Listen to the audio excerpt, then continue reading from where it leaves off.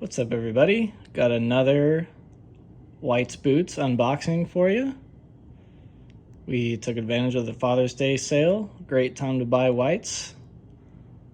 And these came pretty fast. So it's only been about 6 weeks since the time that I ordered these. Pretty dang good lead time for a P&W boot. Handmade product. Let's check them out.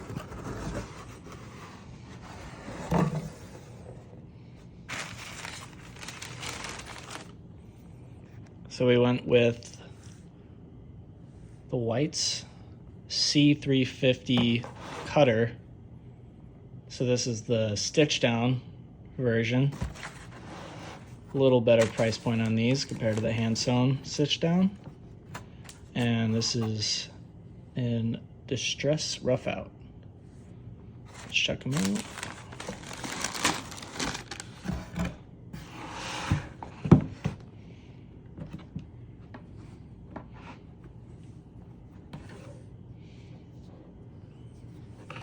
Smells amazing. Anytime you open these boots, the smell of the leather is incredible.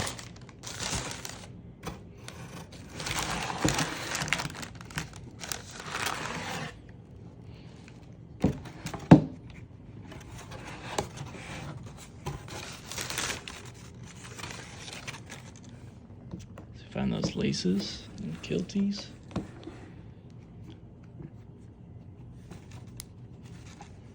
That's what the inside of the hide looks like.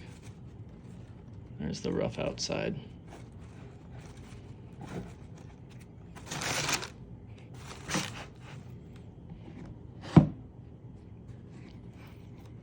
Unlike my C350 CS's, got a couple speed hooks on there.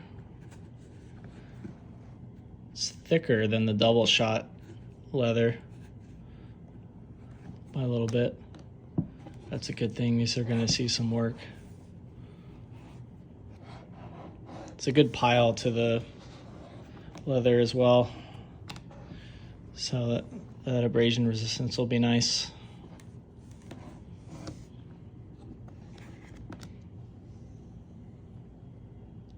Looks like a really nice fit and finish on these. Got the mini Vibram on there. This is a size 8 EE, 55 last. So the cutter is basically like a 6-inch tall smoke jumper, mini Vibram. And typically in non-work leathers, a little bit more of like a sportsman kind of a boot, everyday kind of a boot, but still definitely up to the task. Got the silver eyelets instead of brass. Let's get these laced up. All right, here we are, all laced up. So they include 2 pairs of laces. So you get your standard leather hide strips. But they also give you these thinner waxed nylon laces, which I think is a nice look. I may get some 550 cord ones to try those out. And you can see I did this by accident, but I put my kilties in. One's rough out, one's smooth out. I think I might end up sticking with the smooth out for the contrast. It's kind of a cool look. But these look awesome. I love lace-to-toe boots. For some reason, I really appreciate the look of them more.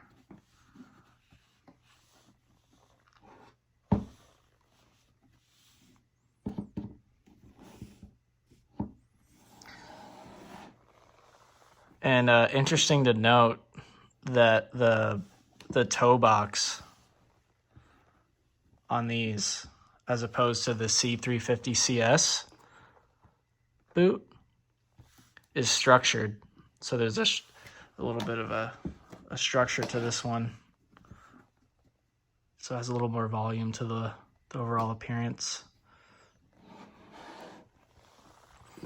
I did another video on these, but these are my originally wedge sole C350 CS, and then I had Whites resole these with the mini Vibram. So it's basically like an unstructured toe cutter with all eyelets.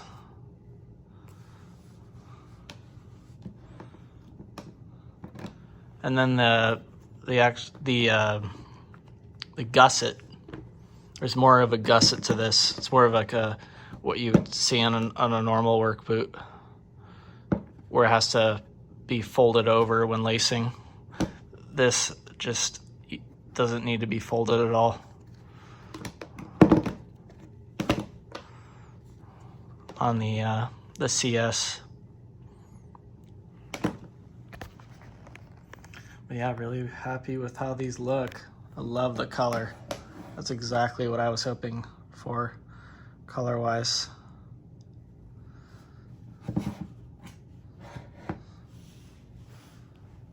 And then, yeah, I'm not sure.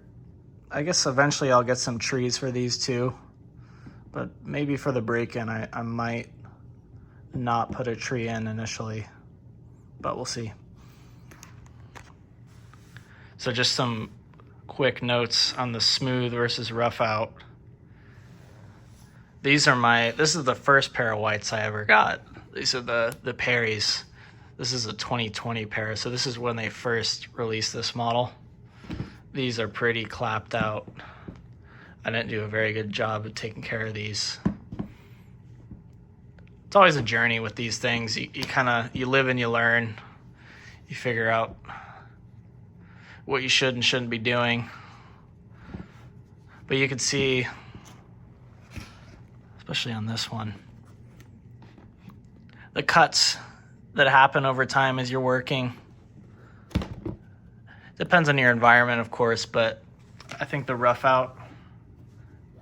a rough out boot really does help with that. Of course, you get some less ability to waterproof this, but that's why you got two boots. Got the double shot for maybe weather, and then the rough out for the dry days. And yeah, these are my daily work boots. This is a 6-inch pair of Nick's Builder Pros. And this is a full work leather, but there are no cuts on these. That rough out texture really helps when it comes to sharp objects cutting into the boot.